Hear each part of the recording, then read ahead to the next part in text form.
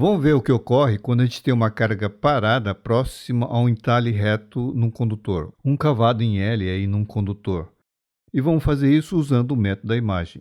Vamos ver como é que fica o potencial elétrico e também o campo elétrico.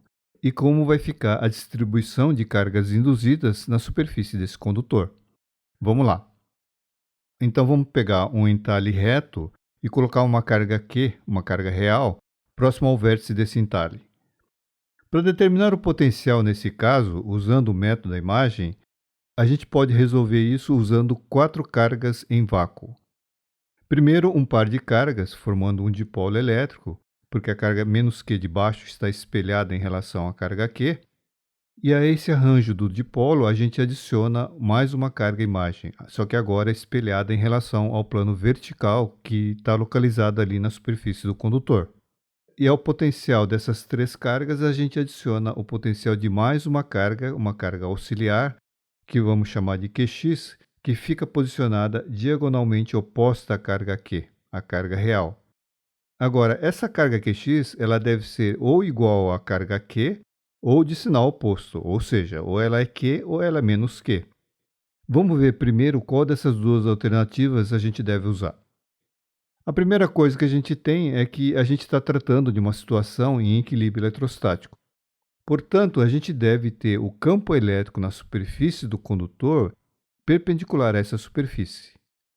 Esse é o requisito que a gente deve usar para saber se a carga é Q ou menos Q. Agora, campo elétrico perpendicular a uma superfície, ela ocorre no caso de um dipolo elétrico no vácuo. Esse campo perpendicular, ela vai ocorrer no plano localizado no ponto médio entre as cargas. Em todos os pontos desse plano, o campo elétrico é perpendicular à superfície. Então vamos usar isso como ponto de partida. Aqui eu tenho desenho do dipolo elétrico, a carga Q na parte de cima, que vamos supor que seja positiva, e a carga imagem aqui na parte de baixo. Se a gente sobrepõe o campo dessas duas cargas, a gente obtém esse vetor apontando aí para baixo e perpendicular à superfície, ou perpendicular a essa linha horizontal. Agora, se a gente pega e adiciona mais uma carga imagem, a terceira carga, a gente tem que o campo gerado por essa carga no ponto, ela vai apontar do ponto em direção a essa carga. E se a gente sobrepõe com o campo anterior, dá para ver que a resultante vai ficar inclinada em relação à horizontal. Agora, para corrigir isso, aqui no vértice inferior esquerdo, a gente precisa pôr uma carga com sinal igual à da carga Q, a da carga real. Então, sendo essa carga real positiva, esse QX tem que ser positivo, e o campo que ela vai gerar no ponto vai ficar desse jeito aqui. Agora, repare que esses dois vetores têm o mesmo tamanho e a mesma inclinação em relação a uma linha horizontal. A distância que esses vetores se encontram da carga que dá origem a ela é a mesma para as duas. E se a gente soma essa resultante com o campo anterior, dá para ver que a resultante desses dois vai continuar sendo perpendicular à linha horizontal. E isso vai acontecer para qualquer ponto ao longo da linha horizontal e vertical desse quadrante, que é o quadrante que nos interessa. Portanto, para a gente obter um campo perpendicular aos planos horizontal e vertical que estão ali na superfície do condutor, a gente precisa ter que a carga QX seja igual à carga real Q. Então, a solução que a gente quer, que é a solução do potencial da carga no entalhe, é a solução no vácuo dessas 4 cargas e restrita apenas ao primeiro quadrante. Então, as 4 cargas no vácuo, desenhada aqui nessa figura, onde a gente adotou a origem do sistema de coordenadas retangulares no vértice formado pelos dois planos, sendo que o x0 e y0 são as coordenadas da carga real Q. Agora veja que o que vai nos interessar é a solução apenas no primeiro quadrante, onde está a carga real. Então o potencial dessas 4 cargas, o potencial num ponto arbitrário xy, vai ser isso aqui, que é uma soma ordinária, uma soma de escalares. A gente tem a carga e a coordenada de cada uma dessas cargas, tudo no plano XY. Aqui a gente está resolvendo no plano XY, mas a gente pode estender isso para o espaço 3D. Para isso basta a gente adicionar a coordenada Z. Então, essencialmente, a gente está trabalhando num plano, um plano dado por Z igual a zero. Dessa forma, o vetor entre o ponto P e a primeira carga é isso aqui, e o seu tamanho é isso. Para a segunda carga, a gente tem isso e o seu módulo. E para a terceira, isso aqui. E para a última, a quarta carga, a carga QX, a gente tem isso. Substituindo os resultados, a gente tem então o potencial de 4 cargas no vácuo para qualquer ponto no espaço XY. E o que nos interessa é apenas o primeiro quadrante, onde está localizada a carga real Q. Então, a solução do problema é a mesma equação, só que restrita para x maior ou igual a zero e y maior ou igual a zero. Agora vamos ver como é que fica o campo elétrico. Esse campo ele pode ser obtido usando o menos gradiente do potencial dessa primeira equação que obtivemos, mas é mais simples calcular direto, usando a lei de Coulomb. O campo elétrico vai ser dado por isso, e usando os vetores de posição e os cálculos que nós fizemos para o potencial, o resultado vai ser isso. Isso no plano que contém a carga. Separando a parte em x, e já restringindo apenas a parte no primeiro quadrante.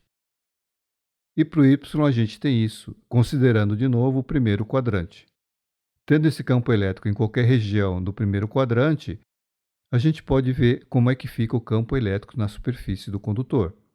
Na superfície horizontal, no plano da carga, portanto na reta horizontal, a gente tem isso para o componente em x. Cancela aqui, e mais esses dois, e isso aqui costuma dar zero. E em y fica assim. Juntando os termos em comum, a gente tem isso. Portanto, na reta horizontal, a gente tem apenas um componente ao longo do y, ou seja, um componente perpendicular à superfície. Agora, na reta vertical, a gente tem isso aqui para o componente em x, e juntando os termos, vai ficar desse jeito. Para o componente em y, cancela esses dois, e depois esses dois, e isso aqui vai dar zero.